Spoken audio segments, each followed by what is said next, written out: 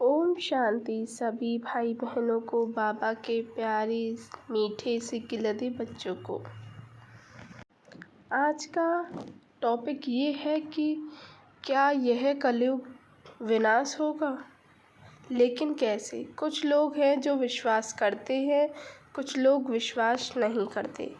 ब्रह्मा कुमारीज़ में बताया जाता है कि जो ये कलयुग है ये विनाश होगा। सबसे पहली बात, जो ब्रह्मा कुमारीज़ हैं उन्होंने नहीं बताया कि ये कलयुग विनाश होगा। भगवान के ही महावाक्य हैं, भगवान ने ही बताया हुआ है कि अब ये कलयुग जो है ख़त्म होगा। लेकिन कैसे। चलो एक बार को आप सोचोगे कि ऐसे कैसे, भगवान ने कैसे बता दिया कि दुनिया जो है वो विनाश होगी। तो आप खुद ही प्रैक्टिकल में देखें कि आज के टाइम पर हर देश में डेवलपमेंट होता जा रहा है और बहुत ज़्यादा गति से बढ़ता जा रहा है। आप खुद सोचें कि डेवलपमेंट हो रहा है, फैक्ट्रीज़ बन रही हैं, बिल्डिंग बन रही हैं, तो ये कहाँ पर बन रही हैं? फॉरेस्ट को काट कर वहीं पर तो बन रही हैं। बहुत सारी नदियाँ हैं उधर की साइड बन रही हैं। यानी कि कहने का मतलब ये है, जितना भी इन्वायरमेंट है उसको वहाँ से उठाकर वहाँ पर डेवलपमेंट किया जा रहा है। तो आप खुद ही सोचें कि जब हम पेड़ों को ही काट देंगे तो हम कैसे जिएंगे।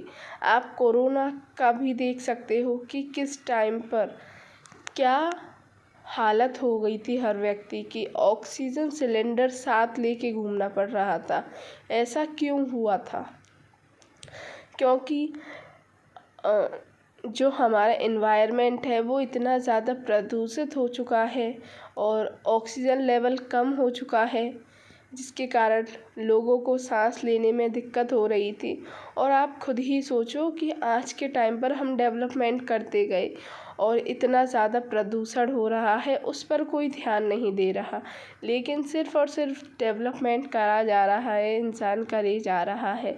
आप खुद सोचें, जब प्रदूषण होगा तो अलग अलग नई नई बीमारियां पैदा होंगी। आप कोरोना का ही एग्ज़ाम्पल ले लीजिए, कैसी हालत हो चुकी थी, जहाँ पर व्यक्ति एक कमरे में बंद कर दिया गया था उसे और आज के टाइम पर इतनी बड़ी बड़ी बीमारियां हैं जिसके कारण लोग बहुत ज़्यादा अपना शरीर छोड़ रहे हैं। क्योंकि आप खुद ही देख लें, और डॉक्टर भी कह रहे हैं बहुत सारे कि आज के टाइम पर ऐसी ऐसी बीमारियां आ गई हैं कि उनकी दवाई भी उपलब्ध नहीं है। व्यक्ति पर दवाई का असर हो ही नहीं रहा है। सोचें तो क्या होगा इस कलयुग का। और आप खुद सोचें कि जो बॉम्ब बने हुए हैं अलग अलग कंट्रीज़ में, इतने बड़े बड़े बॉम्ब रखे हुए हैं, तो आप खुद सोचें वो बॉम्ब रखने के लिए तो नहीं बनाए, फटेंगे तो ज़रूर। और आपको ये तो पता है कि न्यूक्लियर बॉम्ब कितना बड़ा बॉम्ब है, अगर वो फटेगा तो कितने सारे लोग, कितने सारे शहर चपेट में आएंगे।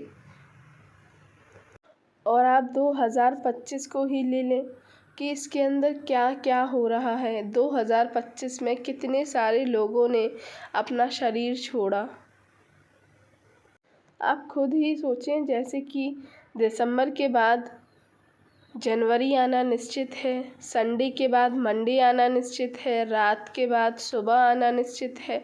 उसी प्रकार इस कलयुग के बाद, अभी ये संगम युग चल रहा है, इसके बाद सतयुग आना निश्चित है।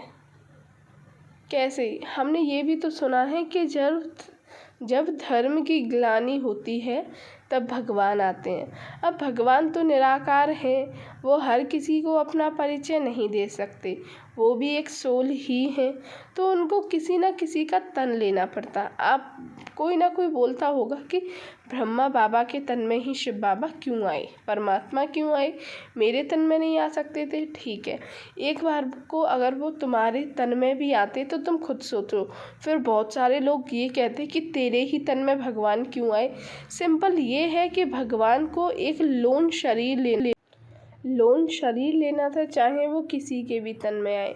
तो भगवान ब्रह्मा के तन में आए और उन्होंने बताया सब कुछ कि कैसे क्या अब विनाश होगा। ब्रह्मा बाबा को साक्षात्कार कराया परमात्मा ने। ये हम लोग तो प्रैक्टिकल में देख भी सकते हैं कि कभी भी बारिश, कभी भी बाढ़, कभी भी कुछ हो रहा है। हमारे हाथ में कुछ नहीं है। कभी भी लड़ाई हो रही है, 2025 को ही देख ले और कितना ज़्यादा पॉल्यूशन होता जा रहा है। आप प्रैक्टिकल में देखें तो ये कब तक चलेगा? अगर हम डेवलपमेंट करते जा रहे हैं, अपनी तरफ देख नहीं रहे, तो विनाश होना तो निश्चित है। परमात्मा ने तो कह दिया कि ये सतयुग आएगा, कलयुग विनाश होगा। कलयुग के अंदर ये संगम युग चल रहा है 100 साल का। ये 100% है कि अब ये कलयुग ख़त्म होगा। अब ये घोर कलयुग चल रहा है। घोर कलयुग के बाद ये घोर कलयुग ख़त्म होगा और सतयुग आएगा। सतयुग इतना ज़्यादा अच्छा युग होगा, वहाँ पर 1% भी दुख नहीं होगा। और ऐसी दुनिया में, ऐसे युग में आप जाना चाहते हो तो आपको राजयोग मेडिटेशन कोर्स करना पड़ेगा। अगर आपको करना है तो कमेंट करें, मैं आपको ज़रूर बताऊंगी कि कैसे कर सकते हैं। अब आप खुद ही सोचें, भगवान तो हर ब्रह्मा कुमारी इसके द्वारा बता रहे हैं कि कलयुग समाप्त होगा। भगवान तो अपना कार्य कर रहे हैं, लेकिन अब हम बच्चों के ऊपर डिपेंड करता है कि हम भगवान की श्रीमत फॉलो करेंगे या फिर नहीं। लोग तो क्या से क्या कहते हैं, हमें खुद जाकर देखना चाहिए कि ब्रह्मा कुमारीज़ में ऐसा क्या है। आप खुद सोचो, 140 देशों में ब्रह्मा कुमारीज़ के सेंटर हैं और ये छोटी मोटी बात नहीं। और हाईली एजुकेटेड लोग ब्रह्मा कुमारीज़ के अंदर समर्पित हैं। ऐसी बात नहीं है बूढ़े बड़े लोग नहीं, वह भी हैं। ये संस्था ना किसी धर्म को ज़्यादा ऊंचा मानती ना नीचा मानती। ये हर धर्म को सेम मानती है, इक्वल मानती है।